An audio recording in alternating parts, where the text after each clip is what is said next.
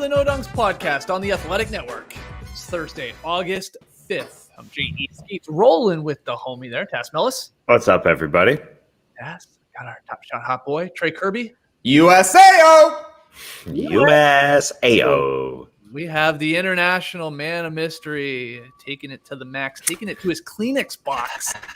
Got tears streaming down his face. That's Lee Ellis. Yeah. Hey, guys.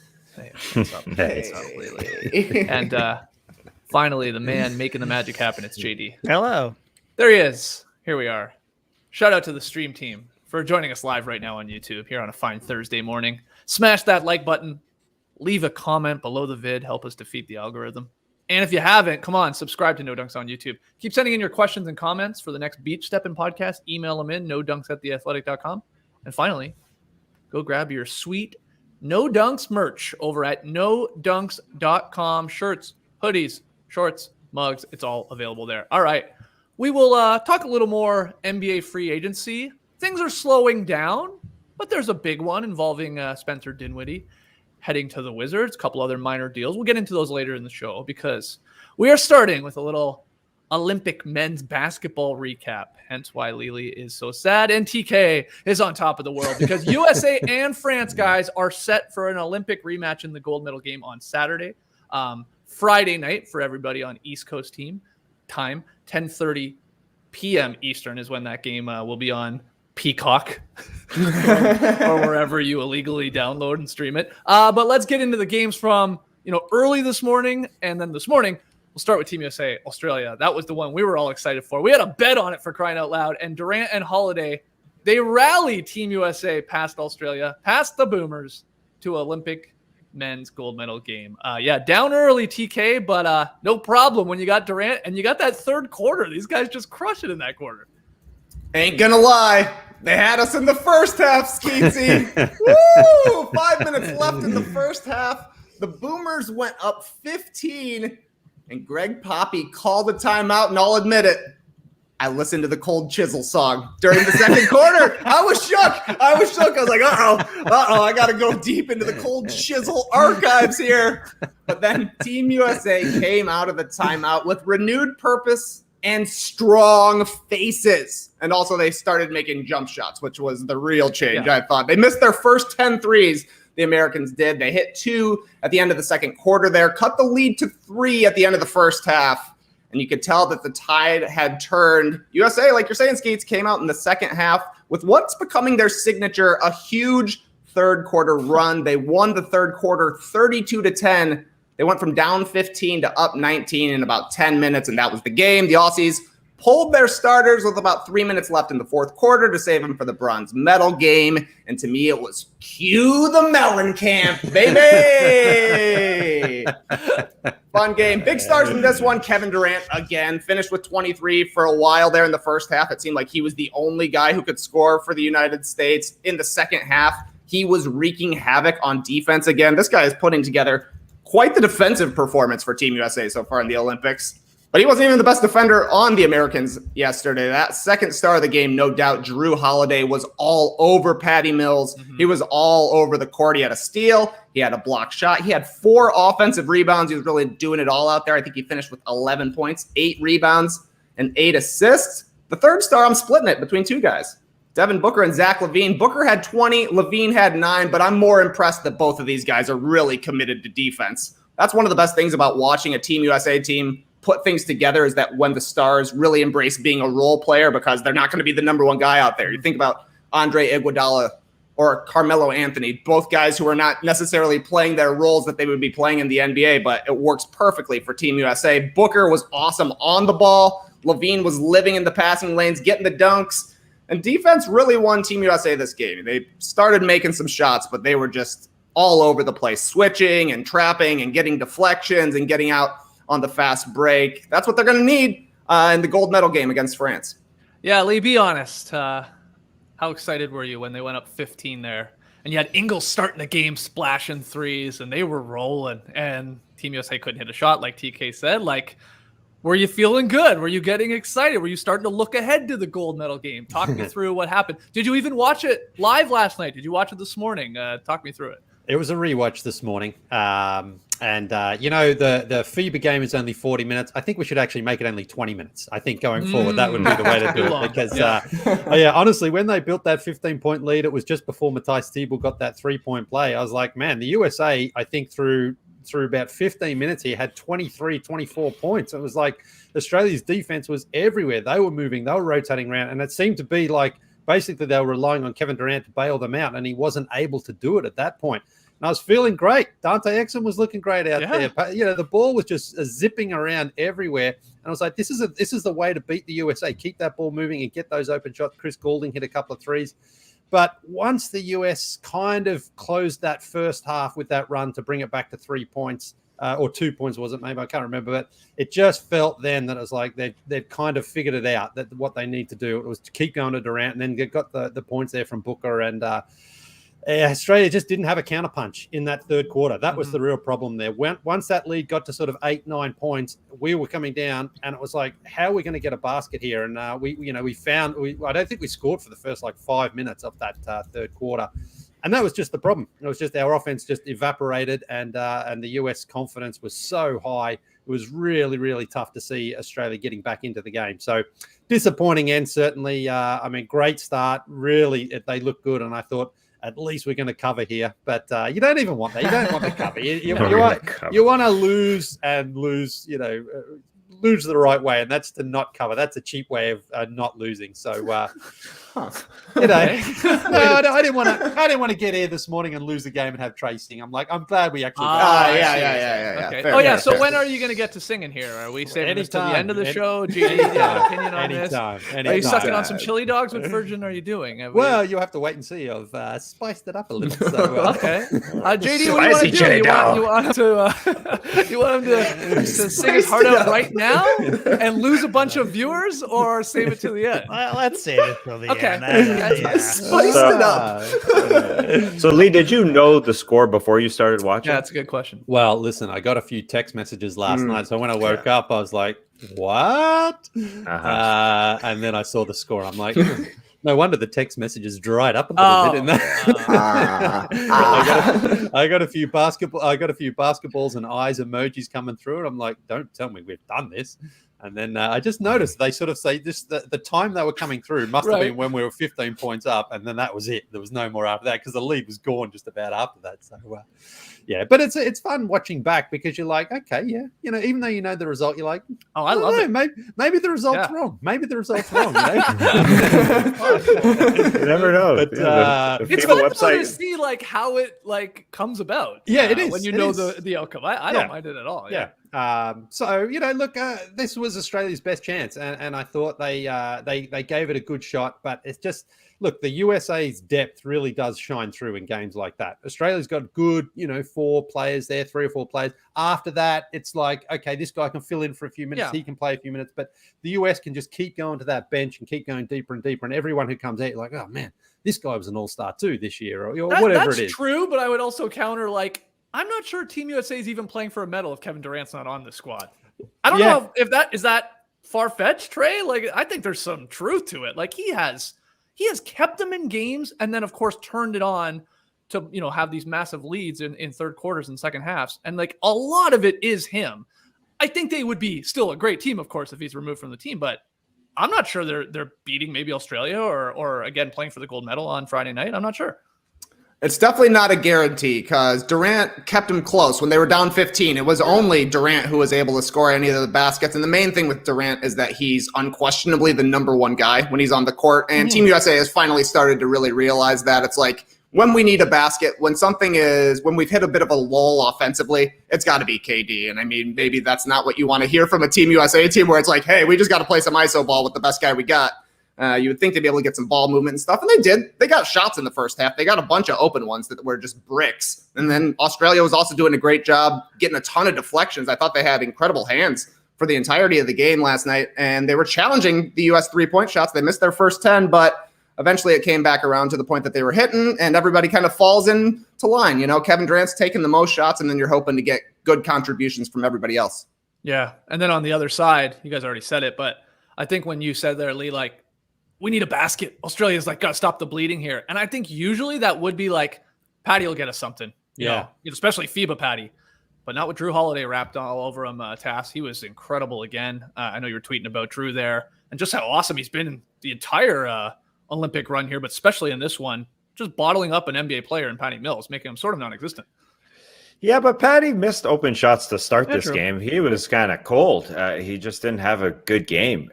He scored late, hit a real tough one. But that wasn't a good Patty Mills game, and they need him to be better, especially when he's playing with Matthew Dellavedova in the backcourt.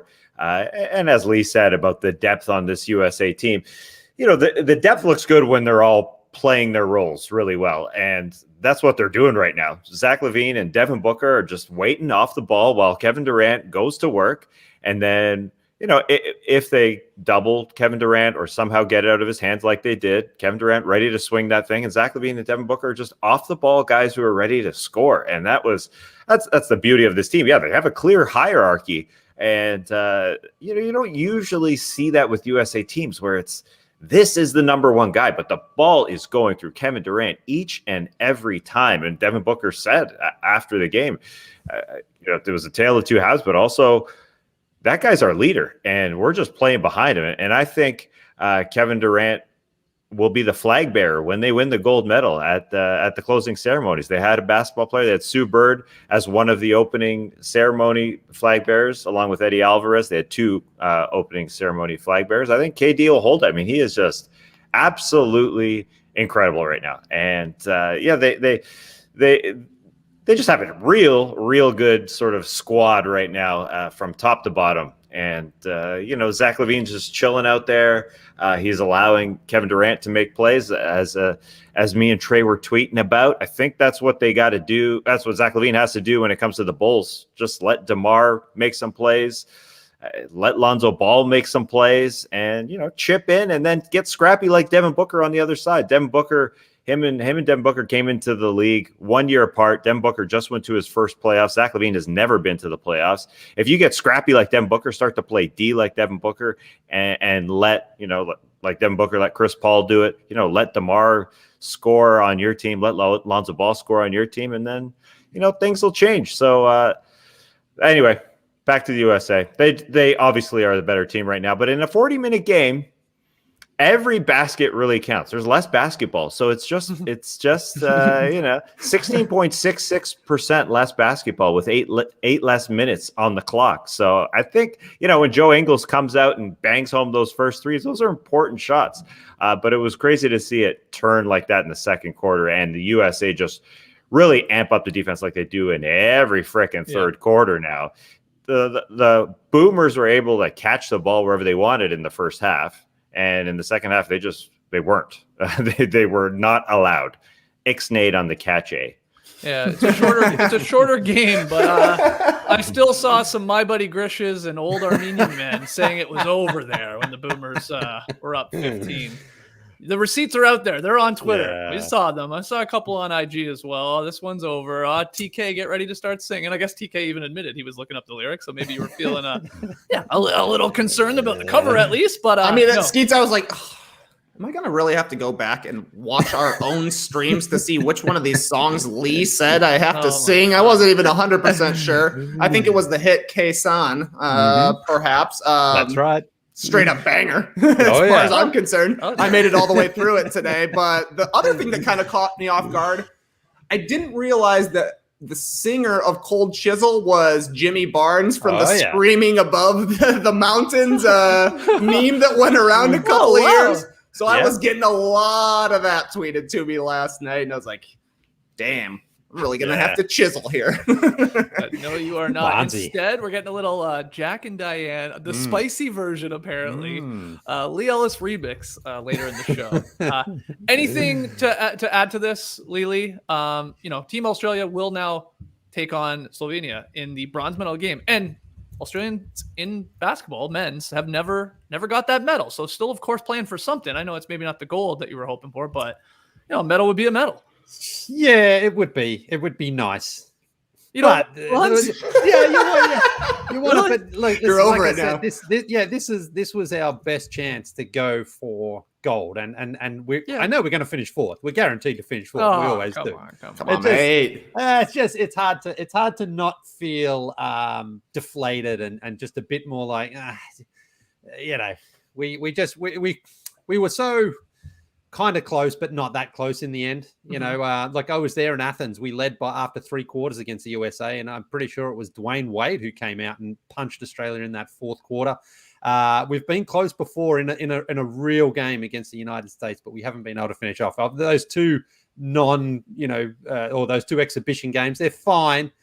But you really wanted to get one on the big stage, and this was a great chance. And Trey's saying he was looking up the song there, K-San.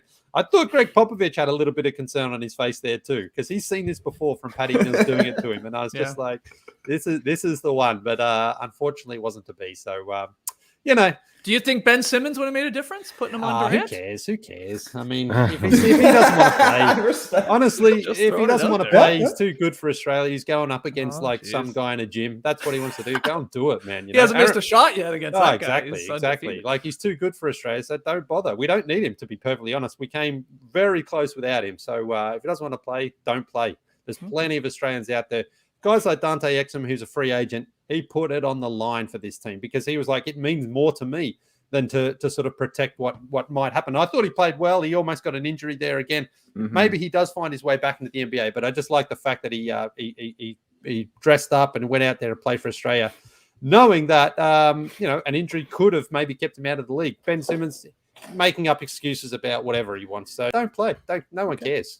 Dante Exum, did he play rugby or something as a youngster? He's just got that bod that's not a basketball bod. That is his dad's bod. It is hilarious. Cecil Exum was known for that. He's got a dad bod. That's his dad's bod. Cecil Exum just had the caboose when he played, and I think Dante is definitely growing into his dad's shape there. So, he earned another NBA contract. Yeah, he was. Yeah, I think so. Look, I think so too. I think so. What that will be and where it'll be, who knows? But a guy who was drafted high, I think it was number 4 from the Jazz, and injuries really, slowed him down. But he's shown that he can still play at this level. So hopefully he does make it back in. And you're right. I mean, kudos to all these guys for all their countries that go and play that are in a contract year. Yeah. I mean, we've seen it with Team Canada, right, Tess? Like a lot of the guys say, I don't know, I shouldn't do it. Might get injured. Might blow my next paycheck and all that. And then it's not just Canada. There's other guys across the country and the world and stuff like that. But man, you go out there and give it all. Like there's a lot of, like you said, Exum is a great example and stuff like that. I know he's trying to also like get back into the league, so it's a little different. But you can go and play for your country, and still obviously be fine in the NBA and sign your next deal. I just wish some of the other guys would, especially with Team Canada, will take that approach moving forward. But we'll see. Yeah. All right, let's get to the other game.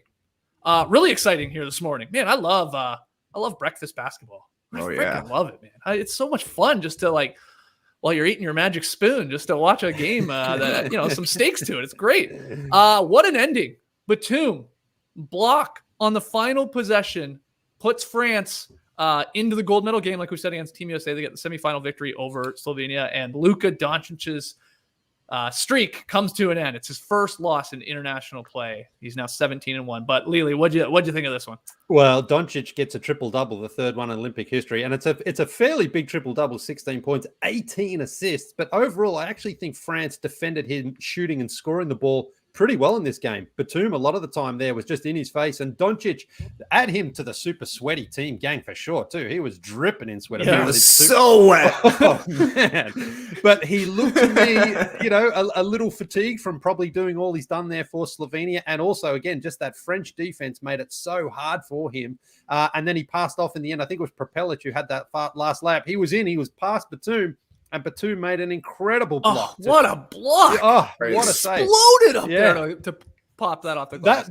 Watching that in real time, it was like he's home. He scored this, and then Batum got out of there, got there and got his 4th block of the game, and won it there for France. So a fantastic game. France certainly looked in control for most of this second half. Had the lead out to 10 points, and you were just wondering how Slovenia were going to get back into it. It was the homie Mike Toby who hit some shots there for Slovenia. But again, Doncic when he's not scoring and able to shoot as well, for those other guys to step up and knock in those shots was so huge. And it felt like maybe they were going to pull it out, especially when Evan Fournier had that ridiculous offensive foul with about 50 seconds to go.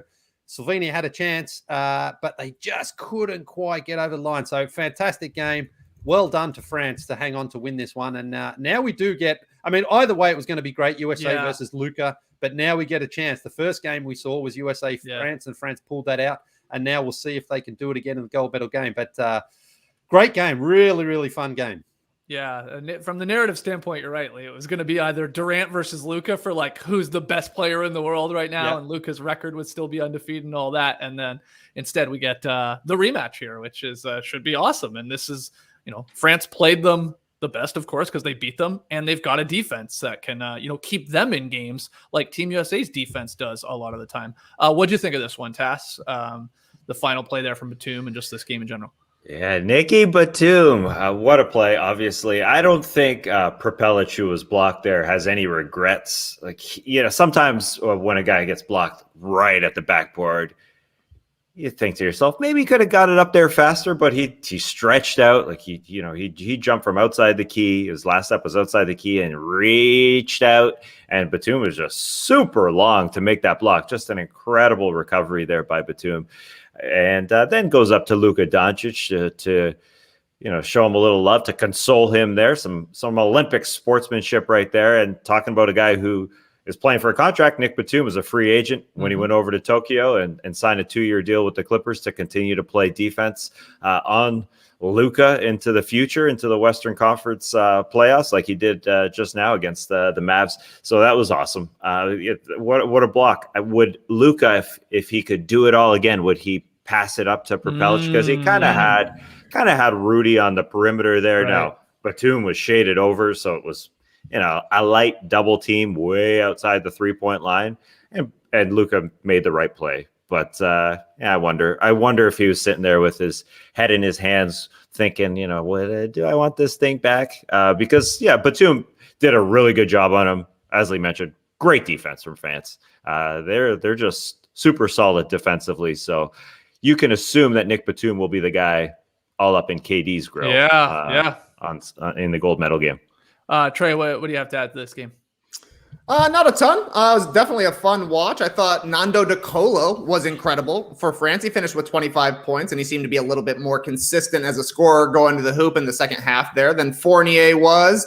TLC also had a really solid game. He ended up with 15 points, hit 3 threes. I thought he was instrumental defensively as well. Basically, everybody on France is playing a little bit of defense and making it tough, and that's kind of what it came down to. The same thing happened to Australia that happened to Slovenia. Their star didn't play a completely star-like game. And on this kind of stage, that's what you need. The USA got a star game from Kevin Durant plus their support guys. But Luka came up a little short here. Maybe he would have taken the last shot, but if you get a layup at the rim, it's kind of hard to complain. Yeah. But, he just didn't shoot the ball well for the entirety of the night. What did Doncic finish? 5 of 18. He's had a lot better games so far in this tournament, and it's just unfortunate for Slovenia that it came in the semifinals rather than playing for the gold medal or earlier in the group stages or something like that. Yeah, and just so everybody knows, the plan for us, correct me if I'm wrong, guys, I think I have this right, is the game, like I said, 10:30 p.m. Eastern on Friday night here. So they're playing on Saturday in Tokyo. But then on Saturday morning, we're going to have another podcast.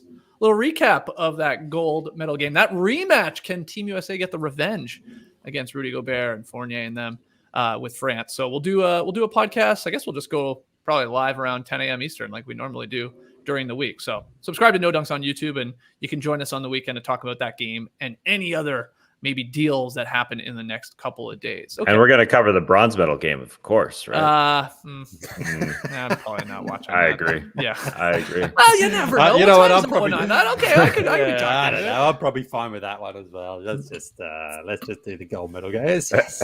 Oh man, this guy! Come on, man. Hey, you still got a chance at the medal here. It'd be like never won one. No, it'd be like if the Clippers and the God, who are the Bucks playing the conference? I've forgotten already. The Hawks. Oh, the Hawks. That's right. You were at the games. I know. Man. It'd be like if the Clippers and the Hawks battled for a 7-game series for third place. It'd be, it's tough. You know what I'm saying? Yeah, it'd be a little weird. That's true. Yeah. They should do that. We got all those off nights between the finals. Like, Sure. Let's play one game at least. Yeah, you don't have to play a whole series. Just play a third place game. Yeah, I like that. See, like the old Gus Macker rules. They used to have a toilet bowl division, I remember. Like if you lost your first couple games, you went over there and you could still win a trophy. That it literally was a basketball man standing next to like a little crapper. I remember one. Like there was a toilet.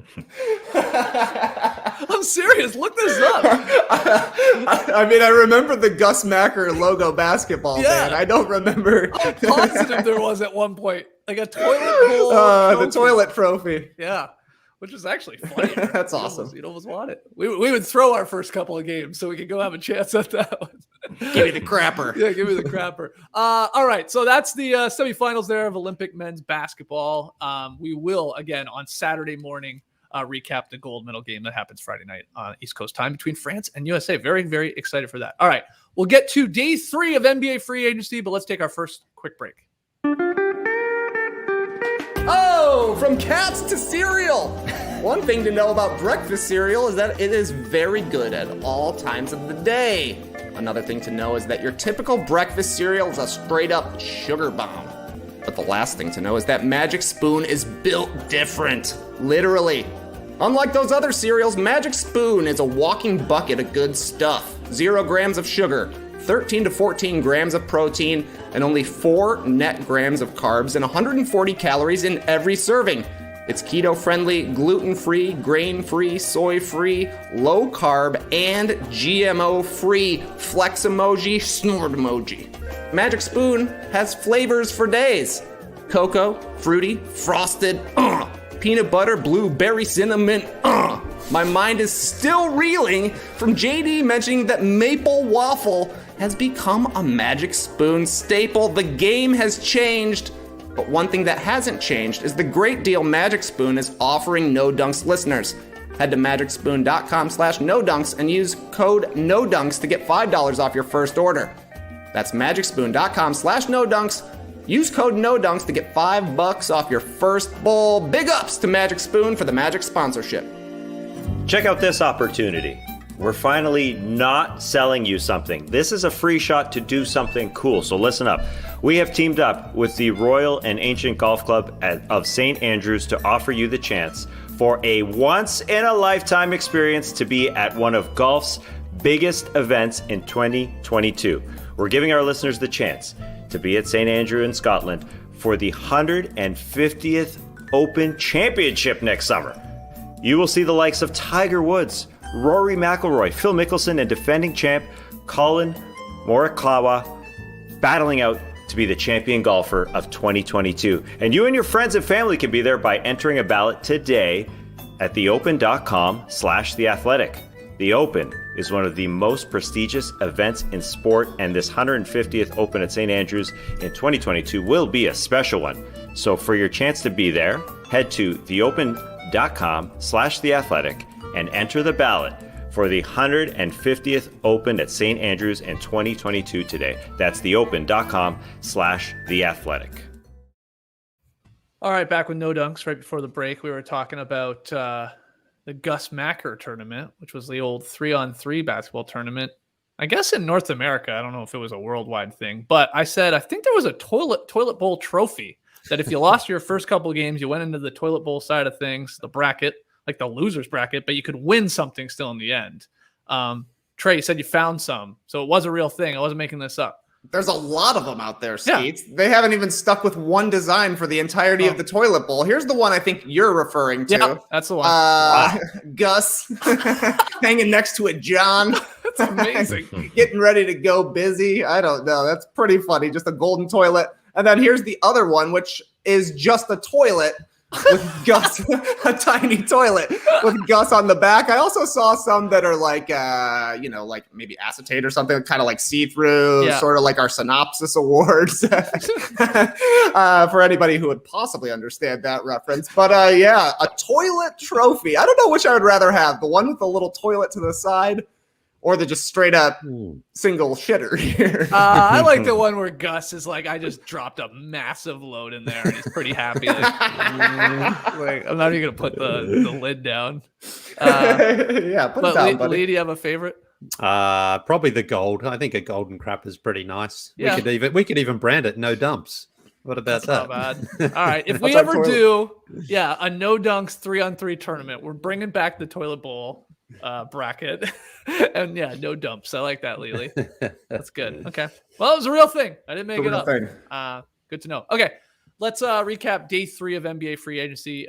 Just a reminder, if you haven't listened to us talk about day 1 and day 2, go back and listen to those podcasts. Did like a 90-minute show on day 1 when there was so much happening. Things slowed down a little bit, but we still did an hour show yesterday. So you can go back and listen to all of our reactions to a lot of these signings. But the big one, day 3, Tass, was Spencer Dinwiddie sign and trade. Going to the Wizards. There had been a lot of rumors about this, but it is official. It's part of a 5-team deal, actually. And Dinwiddie is signing a 3-year. I've seen between 60 and 62 million. So it's somewhere around there. I think Woj had 60. I think Shams had 62. But what do you think of Spencer Dinwiddie going to Washington? Spencer bet on himself. Good for him. Yeah, he opted out of the last year of his contract to get 3 for 60. This is monstrous. And just to go back to on where this guy has come from, he was undrafted. And I remember I'm wearing the starter shirt here, and that's why I'm sort of reminded of the first couple years of Spencer Dinwiddie's career. He came out undrafted, played with the Pistons for 2 years, and sort of on the verge of leaving the league. Saw him at Summer League in the lineup at Eggs Lut, getting a sandwich. And I think the biggest moment for him in his early career was when he was on the starters on the bench in the background of a Detroit Pistons game where he was eating a protein bar, and we were discussing what is he eating? What is it? A chocolate bar? Is a protein bar? And I think we settled on protein bar, but we had to fill an hour on the starters back then, so anything made the show back then.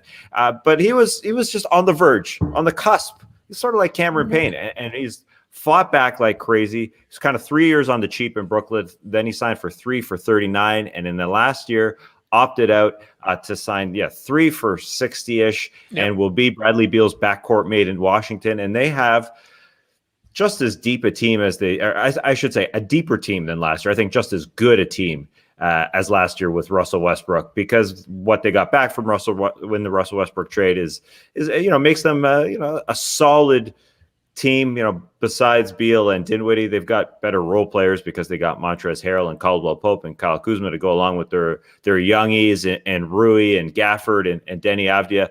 Now this will be Beal's team, more so than it was last year with Russell Westbrook there. Obviously, Spencer will be off the ball a little bit more. And will he be able to be, as great as he was a couple years ago? He's just got to get back to what he was a couple years ago. It's surprising to see that he's sort of a below-average three-point shooter in this league. It's surprising because Spencer Dinwiddie was a 20-point-per-game guy, but playing off the ball, he should be really, really good. So this team, it's going to join the glut of teams in like the 7, 8, 9, 10 range. They're going to be just as solid with Dinwiddie out there, as long as he can bounce back from injury, of course. I slipped it in there. This was like, to make it all work, this Dinwiddie move and the sign and trade was a 5-team deal in the end involving the Westbrook trade. The Wizards got Dinwiddie, KCP, Montrezl Harrell, Kuzma, Aaron Holiday, remember from the Pacers, and then the number 31 pick, Isaiah Todd. The Nets, for really just like doing the sign and trade, agreeing to that with Dinwiddie, they get the most favorable of a Grizzlies, Wizards 2024 second rounder, then a second rounder by way of a pick swap between the Warriors and the Wizards in 2025 down the line. And then 11.5 million trade exception. That's big. The Spurs are in this. There's a favorable pick in there for 2022, a second rounder, but they get Chandler Hutchison. Lakers get Westbrook, of course. The least favorable of that Wizards Grizzlies 2024 second rounder. And then a future second rounder from Washington in 2028. And then the Pacers for their troubles. Just creepy in the corner. Ooh, kinky 5-way is sort of involved, but not really. They get a number 22 pick there in Isaiah Jackson. Wild stuff when you break it all down, you look at it. A lot of players involved, of course, and picks and most favorable and least favorable and blah, blah, blah, blah, blah. But back to the Wizards, Trey. How good is this team going to be? with, like what appears to be a pretty solid 5, Dinwiddie, Beal, Hachimura. I would assume Gafford probably starts with Thomas Bryant injured. And then KCP or Kuzma probably is the 5th guy, I think, there. But what do you think of the squad? I'm with Tass. I think that the team is not going to be a whole bunch better than they were last year. They'll probably still be in the fighting for the play-in tournament, so put them in the 7 to 11 range, but still a pretty good job, I think, by the Wizards to turn John Wall on a tough contract into a fun year with Westbrook, and then Westbrook becomes Dinwiddie, Harrell, KCP, Kuzma, and Aaron Holiday. That's like a full starting lineup. And that's not the case for the Wizards last year. When they ran into their COVID problems early in the season, they were just playing replacement level players. So now they've got some real live depth here. Like you're saying, Skeets, we don't even know who their starters are going to be. And coming into the season last year, it was pretty easy to pencil in a few of their names. So we'll see exactly how they fit. I actually think that Dinwiddie should play on the ball more than Beal should, just because of the shooting. And I think Beal's a great off-ball player as well. And that'll really, obviously he thrived playing alongside Westbrook as well. So he can do both. And it'll take a little bit the burden off Beal, which I think is going to help as well. We'll see if Dinwiddie's able to bounce back from his injuries. But anytime he's had an actual big opportunity to produce, he has produced. So Wizards got to be pretty happy to at least turn Westbrook and not a whole bunch of assets into a full team. So well done, Tommy Shepard. My God, yeah, they flipped John Wall and Westbrook into a bunch of solid rotation players in the span of less than a year, which is pretty wild turnaround. They usually don't like to talk about the Wizards because you just keep saying free Beal, free Beal, free Beal. Have you come around on he's going to be there? He's very unlikely going to be moved here before, let's say, the trade deadline. I think he's going to be another year or two there. Well, yeah, I think, though, it's in the Wizards' best interest to see if they can cash in on him as well right now, because they don't want to get to the point where he may be coming towards the end of his contract and they don't have the same value. But this Wizards team right now on paper kind of reminds me of that Nets team before KD and Kyrie were there. Sort of those players, kind of misfits, guys who have bounced around a few teams, all on a team together, but they're veterans a little bit. So they're going to play hard at both ends of the floor, but there's just not enough talent there to really make you believe they can be anything better than 7th seed in the Eastern Conference and first round fodder. So Tommy Shepard has done well, though, to turn Wall and Westbrook into just some of those vet guys, but I don't think anyone's really going to think they can surge up the standings in the Eastern Conference. I don't think they got better than anyone in the top half, and a team that was in the lower half, like the Miami Heat, I don't think they got better than them either. So they should be at least a little better than they were last season, but just not enough for you to think that they're on the way up yet.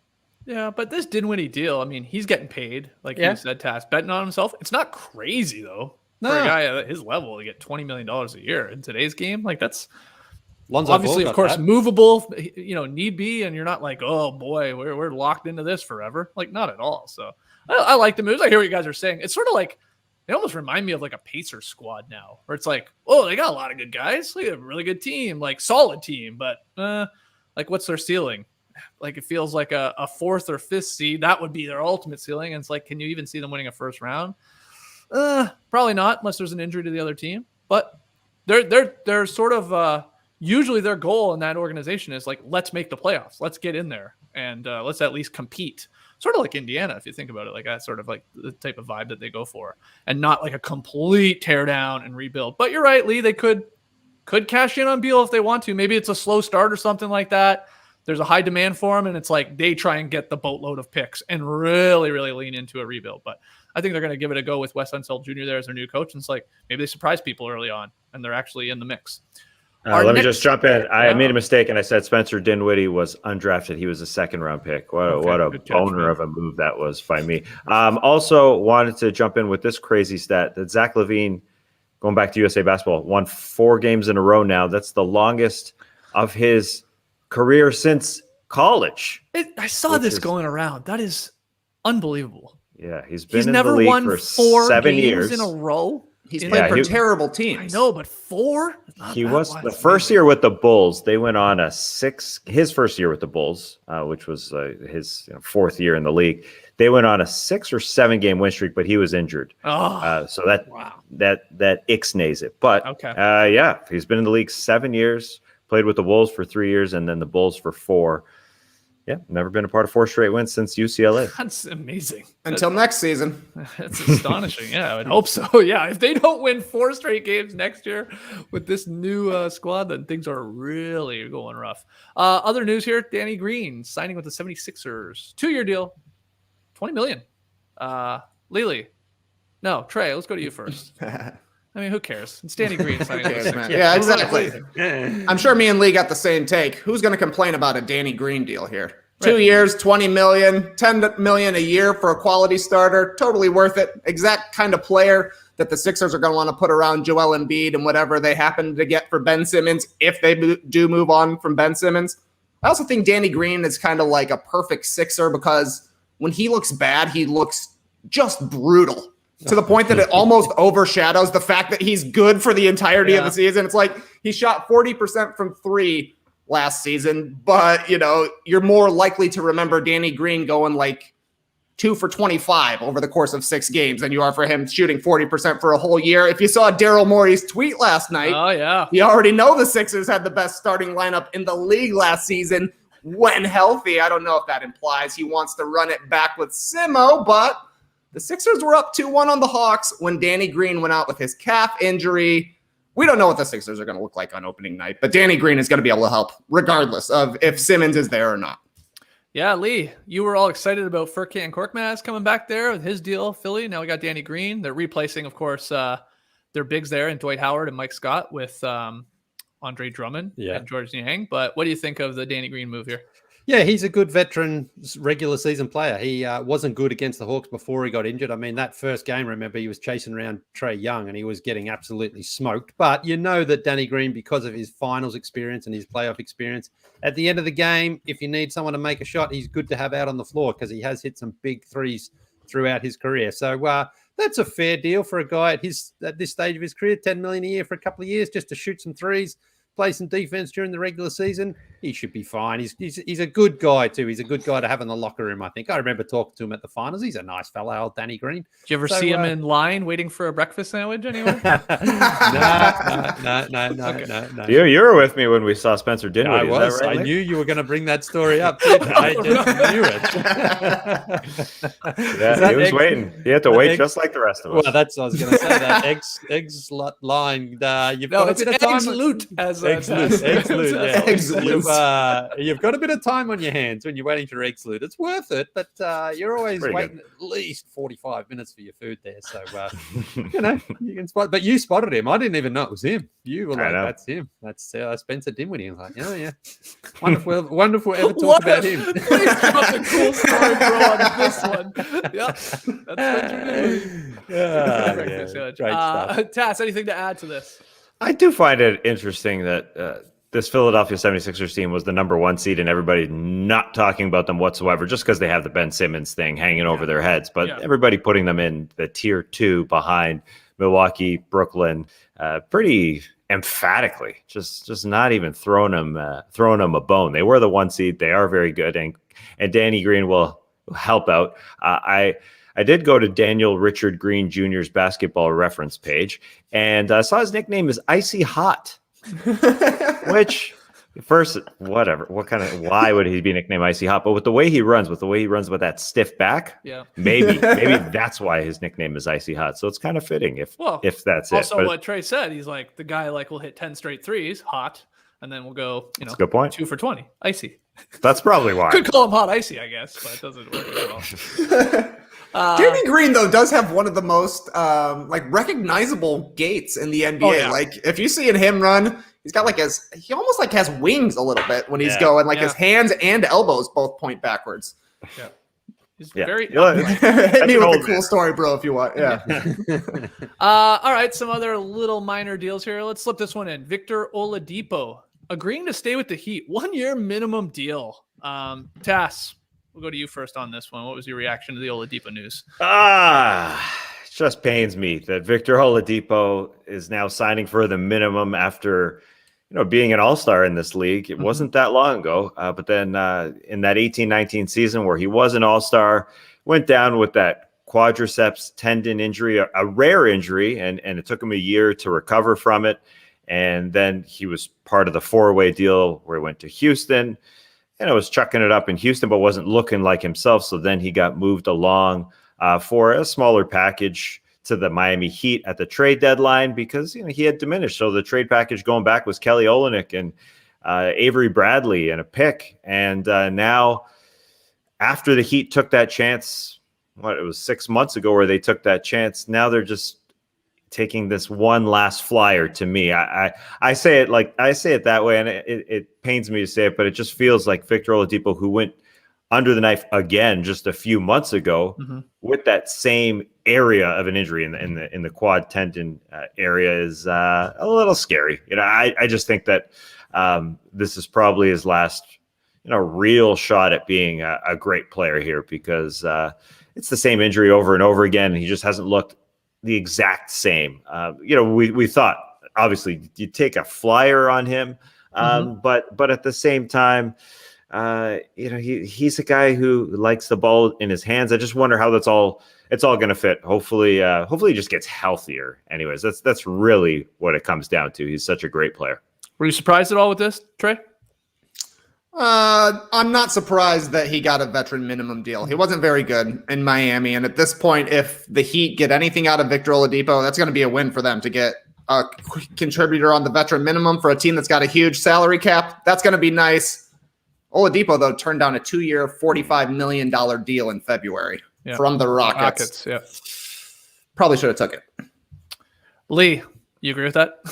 He's 29 years old, so he could still hang around in the league. Yeah. It's hard to see how he's going to recoup that money that he could have signed for in Houston, really, because I think he's just going to sort of bounce around. Now, if he gets himself fully healthy, as Tass said there, this is like, for Miami, this is a complete bonus to have a guy like that on your roster. But we haven't seen that. We didn't see any real even glimpses of that down there. So it's you're sort of trying to picture it and hope that he can get to that level, but maybe he can't. Maybe that injury is just sort of too debilitating and he won't be able to be that scorer. He's a good defender as well, so he's got lots of still sort of time and potential there, but there obviously wasn't really much of a market for him either. If you're going to rehab, though, I can think of worse places than Miami to do it. So especially not just the location, of course, the city and stuff like that, but the team they have there and the crew they have to try and bring you back makes some sense. So wishing him the best, and maybe he proves himself, and maybe he's got one more big payday left in him. It's possible, but I think it's a little unlikely because just what we saw before the injury, or the second injury, or the re-aggravating of the injury. Other news here, I'm just going to throw them all at you, Lily. You can go wherever you want. Julius Randle has agreed to a 4-year, $117 million contract extension with the Knicks. That happened this morning. The Warriors traded Eric Pascal to the Jazz for future second-round pick. Magic and Mo Wagner agreed to a 2-year deal. That's right. We got 2 Wagners in Orlando. He's going to stay there, play with his brother who was drafted 8th overall. And the Celtics agreed to a 1-year deal with Cantor, who keeps going back and forth between the Blazers and the Celtics. He's back in Boston. So what do you want to touch on there, Lily? Let's talk Mo Wagner. Don't we all want to talk about Mo Wagner for a while here? No, of course not. Julius Randle, well done. 4 years and $117 million extension. I think that's pretty good value for him, and I think it's pretty good value for the New York Knicks. It's not a contract that's like going to hamstring them at any point down the road. And Julius Randle earned that contract this season. He was a fantastic player, All-NBA, All-Star.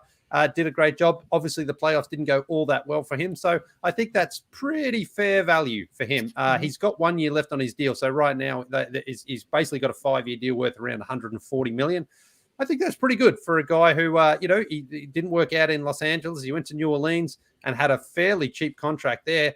Gets to the Knicks and really plays well. He was loved in New York this season. And, I think that's a pretty good deal for everyone involved. Tess, want to touch on any of these that I just threw out there? I didn't know that Eric Pascal was childhood friends with Donovan Mitchell. So now they're going to be buddy there. That's really cool. In Utah, yeah. Well, they go way back. And, Lee, you don't want to talk about Mo Wagner, but I think we're going to talk about Mo Wagner next year. I think he's got some game in those hands. I think he's going to get better. I know he's always been a bit of a grinder, but I think I think he's got a little finesse. I think Magic fans hope that we're not talking about Mo Wagner, though, because that means then, Isaac's probably not back and playing full health, and a couple of their other young guys that are their bigs, and then their brother, hopefully we're talking about the other Wagner, right? I'm just saying they don't want us to talk about Mo Wagner all that much. He's probably a completely fine backup. He's there, let's be honest, because his brother is there, I assume, too, to help the transition and all that. Well, he was there last year, and then he played. Did we talk about him then? No, we didn't. But yeah, we did. Yeah, we did. He was part of the huge Bulls trade. I thought he was going to be a Chicago Bull. We had him on the starters once upon a time. That's why Taz put on the shirt, because Mo Wagner was on the starters. There's a chance he could be the best Mo on the team and the best Wagner on the team. Oh, wow. What game did we play with him on the starters? Does anyone remember? Mo. We had him talk trash. I remember he dunked on me and they said, "Who do you think you are with that beard, James Harden?" Oh, that was pretty good. Yeah. Good. I don't remember the game we played at all. I thought CSB. something. Yeah, give me some Mo. M-O-E we went with. Yeah, okay. That's how he spells that. Oh, is that how he spells his name? I thought think it it was is. just an M-O. No, I think it is just an an MOE. MO, yeah. All right. But then on Facebook, we wrote Mo Wagner, M-O, Wagner plays Give Me Some Mo. Oh, that MOE. screwed up. Yeah. You're crazy, man. It's MOE. Sorry, but, which is weird because there's no E in it. Yeah, it's Right. Moritz. Give me a CSB. Give me a cool story, bro. JD, what are you waiting for? So many in this show. It's sort of unbelievable. We actually still have Lee singing a spicy version of Jack and Diane, and we got JD with Tweet of the Night, but let's take one more break before we get to that. Guys, stressed all the time, tired 24/7. Just don't like cooking. Yep, that's me. I don't even know how to turn on a stove. I'm a dum-dum. Food that's fast doesn't have to be fast food, though. Freshly offers quality meals without the hard work of prepping, cooking, and cleaning. That's an underrated part of Freshly here. The whole, not a lot of cleaning going on, you know? Fork and a knife, or maybe even a spork if you've got one. I like that. A little part. spoon fork. Exactly. Freshly offers chef-made, nutrient-packed, delicious meals delivered fresh to your door. No cooking required. Grocery shopping and cooking, it just can be a pain, especially right now. And with Freshly, you don't have to. Your meals arrive cooked and fresh every week, so you can keep your fridge stocked and skip the trip to the store. Ordering, super easy. Visit freshly.com and choose from over 30 delicious, satisfying, better-for-you meals, like steak peppercorn. I love saying the word peppercorn. That is just a great word to say. In fact, someone should name their child peppercorn. Sausage, baked penne. Don't name your kid that. Yeah, or chicken pesto bowl. And now our listeners can try Freshly for just $6.16 per meal. Stop searching the internet for healthy food near me. Yeah, right. Doesn't exist. Every night, and just start living life freshly. Your meals are always delivered fresh, never frozen. And they're ready to heat and enjoy in just 3 minutes. Right now, Freshly is offering our listeners $40 off your first 2 orders when you go to freshly.com/nodunks. So stop stressing about dinner. Stop stressing about how to turn on the stove. Go to freshly.com/nodunks for $40 off your first 2 orders. That's freshly.com/nodunks for $40 off your first 2 orders. If you're feeling drained after anything, after life, then True Niagen might be for you. True Niagen is great. True Niagen fuels the body's energy engines, maintains cellular metabolism, and even supports heart health. And all you have to do is take a small capsule. None of these horse pills. I like that. With 11 published human clinical studies and backed by Nobel Prize winners, True Niagen is a supplement that's clinically proven to boost NAD levels, an essential coenzyme required for cellular energy and repair. Taking True Niagen can help with muscle recovery after a workout.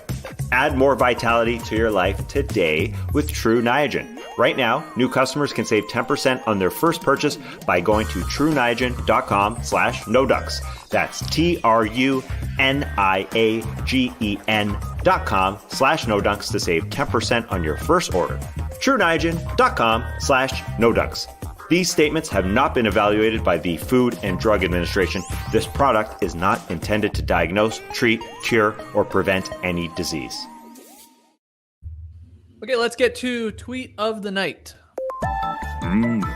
Tweet of the night. Wow. Twitter. Yes, Tweet of the Night.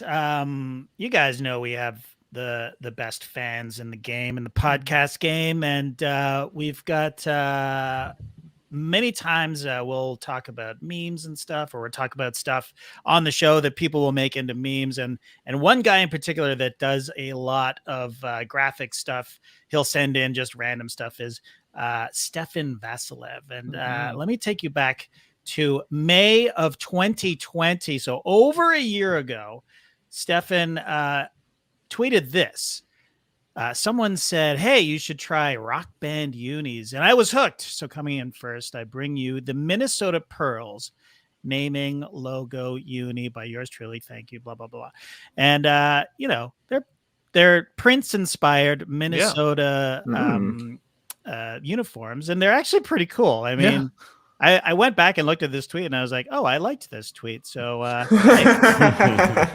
say that like that it's is a rare nice thing, is it, JD? You well, don't like a lot of tweets? Sometimes. Well, I'm rarely on Twitter, only when I'm looking for stuff for Tweet of the Night. So, so I thought these were pretty cool. That's cool. I like That's that. good. I like that a lot. Minnesota's most famous, slightly overrated musician. Can't help yourself, eh? I can't help it. I have to say that Prince is overrated now. Well, crazy I didn't person. say over. I said slightly over. Slightly. I love him. Don't get me wrong. He's a Just legend. a little bit. I like to bring people down a notch, no matter who they are. Mother Teresa. Don't get me started. Don't get me started. There's actually a great podcast right now about Mother Teresa. But anyways, last week he finally came out with this new T-shirt design, and he's actually selling them at his shop. You Got Teed, so you can get the Minnesota Pearls T-shirt. I like this a lot. I think I'm going to get one. Okay. And he does other bands in other cities, like he does the Los Angeles Sandmen with the Metallica nice. logo. I don't mind that one. Damn. And then we got the Seattle Experience, Jimi Hendrix inspired. So I like that one too. And he's got a couple more on the sites you can check out. But you know me, guys, I'm a real commit to the bit type of person. So Stefan, you got your work cut out for you, man, because there's he's done 4, I think. So he's got 26 more to go. Oh. And some of them are gimmies, Indiana, Jackson 5, right? Like Nice. Jackson 5 and 5 people on a basketball team. I mean, that's a no-brainer. Perfect. Right. Atlanta is an embarrassment of riches, You got Outcast, TLC, and blah, blah, blah. And the list goes on. Chicago, I would like to see a Chicago's, because that's an iconic band logo. Yeah. Totally, Houston, ZZ Top, very iconic, right? Their logo is iconic. Long beards. I had no idea they were from Houston. Oh, really? Yeah. They are. I had no clue. But then they're struggling. Like San Antonio, the first band that came up, and I just Googled from San Antonio, was the Butthole Surfer. Good luck with that one.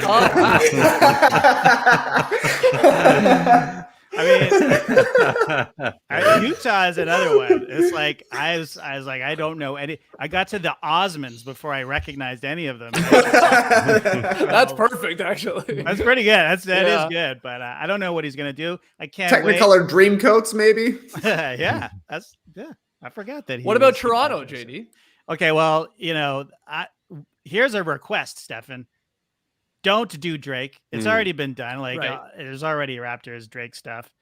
It's a great question. I don't know. I like Platinum Blonde. That'd be cool. Just do a BNL. Yeah, where did that? Of course.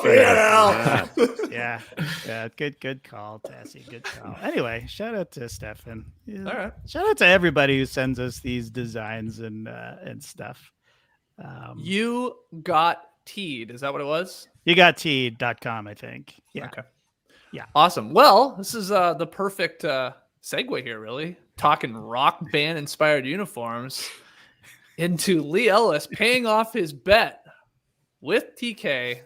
We had a line. I made it up. It was 8.5. It didn't matter in the end. Team USA handedly covers all of the lines set, and Lee, as a result, has to sing a little Jack and Diane, which was TK's request, and he says he's made it extra spicy. He looks sort of nervous, if I'm being honest, but here we go. How about it, man? All right. Just give me a minute here. Just give me a minute.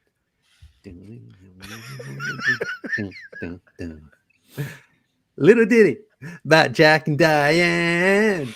Two American kids growing up in the heartland. Jack gonna be a football star. Diane's debutante backseat of Jackie's car. Do do do do do do do do. Sucking on chili dog. Sucking on a chili dog. Sucking on a chili dog. Sucking on a chili dog. Sucking on a chili dog. Sucking on a chili dog. Sucking on a chili dog. Sucking on a chili dog. Saying, oh yeah, life goes on. Long after the thrill of living is gone. Saying, oh yeah, life goes on. Only when you're sucking on a chili dog. Well done. So good. So good. That's good. I kind of fused a little bit of 80s rock with a bit of modern Modern meme. TikTok-y type of stuff. Yeah, fits. You do a pretty good Mellencamp, if I'm being honest. That was the best you've ever sang on this show, I think. Well, Your wheelhouse. yeah. I've been a fan since he was old John Cougar Mellencamp, and What about his John Cougar days? Yeah, well. Oh, that's right. He was John Cougar, wasn't he? Yeah, Absolutely. And then he was John Cougar Mellencamp, and then he just John did the Honeydew Cougar. Camp at one Yeah, point. yeah. He's from Indiana, I think. Johnny Mellencamp. Oh, make the T-shirt. So, Let's Get get on it, Stefan. Indiana chili dogs. yeah. All right, it's good stuff, Lily. Fantastic. And you reminded me, by the way, you singing that, paying off your little bet there with TK from the Team USA Australian game.